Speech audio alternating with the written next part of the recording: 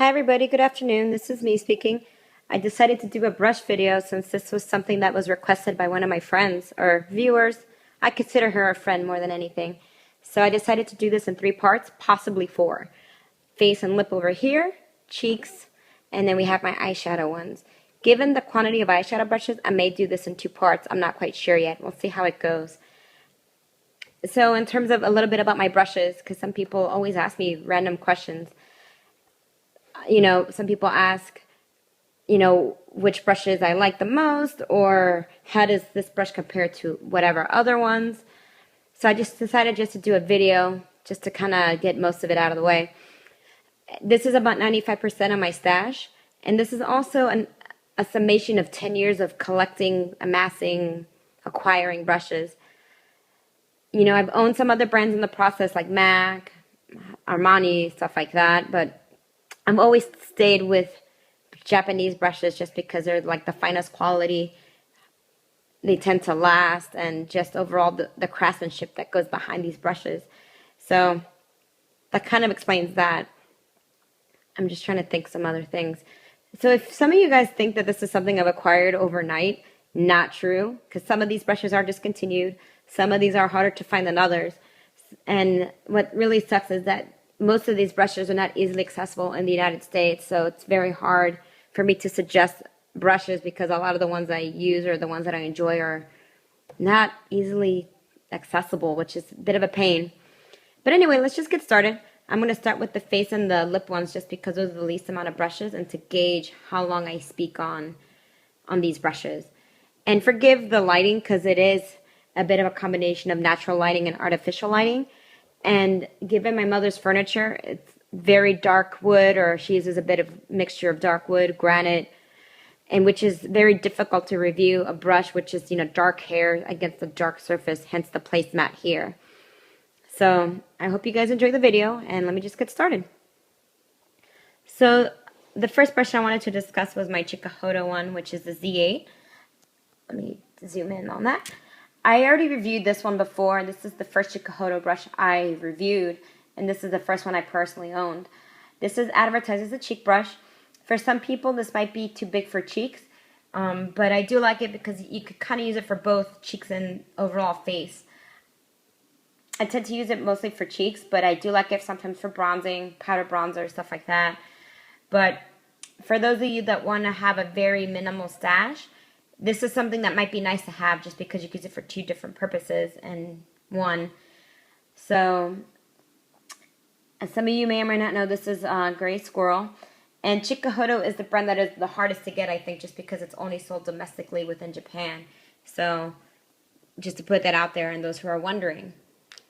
So that's the Z8. You can kind of see it is very nice, rounded shape. And then we have the Suqqu face one. There we go. As you can see, the Suqqu one is definitely a bit bigger in size in terms of the shape, and it is a bit more, I don't know what's the word, oblong in shape, a little bit more oblong, right? This is the priciest brush I personally own, and a lot of people probably know this one already due to the Lisa Eldridge videos that she makes, since she uses this one quite a bit. I don't use this one as often as I would like to. I don't know why. I feel like it is a bit too big sometimes. And due to the softness of this brush, it's not ideal for me personally for loose powder, although it is nice. I will say that. If you can get your hands on this, it is nice for luxury purposes, and it is functional. But it is not a brush I use in terms of like very often or every day for that matter. So it is nice, not a necessity. So we'll discuss my next one in terms of what I do use for loose powder.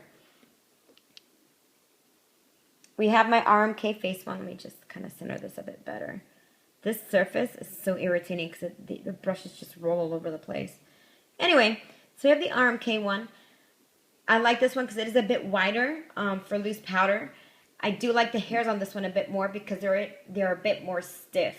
The reason being because when I use loose powder, I like to push it against my skin because I feel like it gives a more natural finish, and it just sticks on better.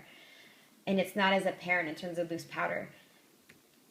The downside to the RMK one is the fact of the handle. I don't like the handle at all. It feels a bit flimsy. It feels a bit cheap. Not a fan of the handle, and it doesn't give good heft or leverage. So that's the major downside to this specific brush. Although I do like the hairs on this one for the very specific purpose of pushing the powder against your skin. So for some people that are kind of wondering, you know, what face brush to get, depends. Like I said, I do like a bit of heft to my brushes in terms of the handle. 'Cause the handle does play a big role in terms of how you apply the product. So out of the three, I mean, this is like such a difficult thing to review because it's, you want to give some space between each one so you can see the size. Let's see. There we go. I do like the Z8 just because it is nice for dual purpose, but I do use the RMK one for loose powder because, like I said, it presses better. And the cheapest one out of the three is the RMK one. Plus, it's the most accessible one out of the three brands. And I want to say this one cost me around 80 bucks. A friend of mine from Malaysia gave it to me because she actually uses this one over the Suqqu one. And then this one cost me like around 120 or something. I can't remember the specific price on this. I mentioned it on the blog, so feel free to check those out. And then we have the Suqqu one, which is quite pricey. I think this cost me like $290, including shipping, thereabouts. So you have an idea of the three. Let's see if you can do that.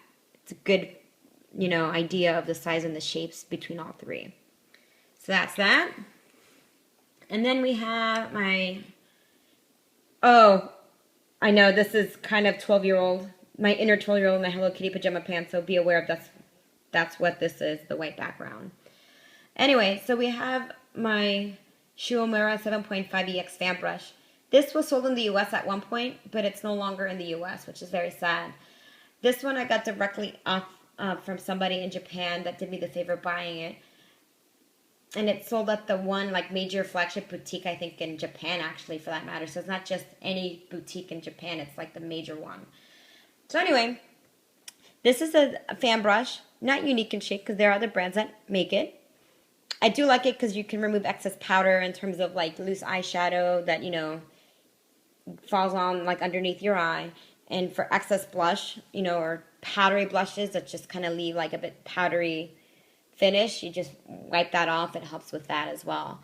I do like it because the hairs are have a slight firmness, and the hairs feel very light or very airy. So it's kind of interesting, but not the most unique one, like I said. And I don't use this one that often.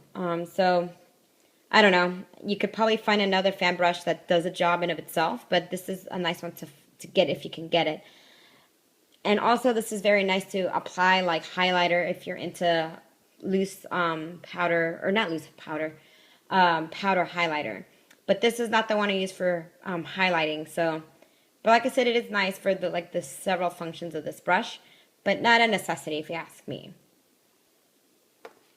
And then we'll get to the lip brushes. Then we have my Chikuhodo Z7, which is kind of nice because you have, you know, the cap and the gold detailing. So this one, if I can zoom in properly, there we go. It is a flat end, which is quite nice. And you can push it a little bit together, mold it a little bit, so it could be a bit pointy, which is kind of cool. In terms of the hairs itself, this is Kolinsky hair, which it says it on the brush itself. I do like Kolinsky hair because it is a very special material, well, not material, hair. It has the stiffness of a synthetic brush, the softness of a natural hair to some degree, and it is very versatile for both cream and powder, which is what I like about Kolinsky. Kolinsky is probably my favorite hair for that purpose, so since I can use it for both cream and powder. And it is very nice for lip products as well, because of course lipsticks and lip products are cream. So as I was saying about the Chikuhodo one, this is great for applying a crisp lip line, because for me, wearing a red lipstick, a crisp lip line is very important to me, especially when touching up your lipstick. At first, I didn't think much of it, but over time, I appreciate this one quite a bit because of the ease of applying a crisp lip line over time. Not a necessity if you don't tend to wear dark lip colors. I do think it is nice to have, though. I do think it's very special in that respect. So let me put this one aside. Actually, let me leave this here. Then we have my Shu 7H Kolinsky hair as well. You can kind of see the difference in hairs because this one is curved, which is very cool when you're applying lipstick and very few strokes, like filling in your lips. Very beautiful hair, very beautiful just in terms of functionality, in terms of, like I said, just applying lipstick very quickly. I do like this one for its versatility, and I tend to use this one a bit more often than the Chikuhodo one. Sorry for my gross nails, guys. I was working, and my fingers are my instruments. I need to get better with cleaning my nails. I know, it's really bad. And plus, I just washed some of these brushes anyway, which kind of explains the dirt underneath my nails or just grossness. Anyway, so back to the Shu one. I like it because it's very curved and is the one I use probably the most often. So that's just my general thoughts on the 7H. And also, the 7H I got from somebody over in England, so it's not that easily accessible either. So just to be aware of that. And then last but not least, we have my Paul & Joe lip brush. Let me put that aside. Paul & Joe brushes. Oh, yes. So I like the rollerball mechanism because it pulls up the brush very easily. And of course, I love the packaging on this one because it is like a pewtery pink, which is very feminine, very cute. But the shape of it's nothing unique, of course, but I do like it because it is quite functional and it gets the job done for me. And this is sold within the United States, of course, at the Paul & Joe counter over at Bergdorf Goodman. I don't know if there are other counters in the United States, but I think it's the only one. I'm not sure. Don't quote me on that. What was I going to say? The associates at the Paul & Joe counter are quite nice. Caroline is my favorite person, though. Very cool people. This brush cost me about 20 bucks or so, so it is quite nice to get if you can get your hands on this one.